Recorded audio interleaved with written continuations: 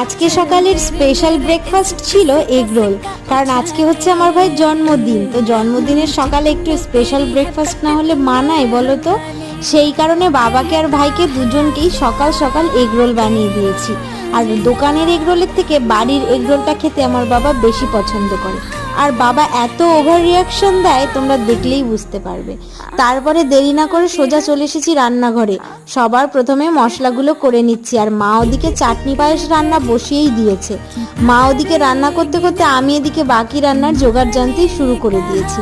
দুজন মিলে হাতে হাতে করেছি বলেই যাও একটু তাড়াতাড়ি হয়েছিল। তারপরে এখানে মাংস, ঘুগনি এগুলোর জন্য আলু কাটছি, আর মা এখানে মুগের ডালটা ভেজে নিচ্ছে।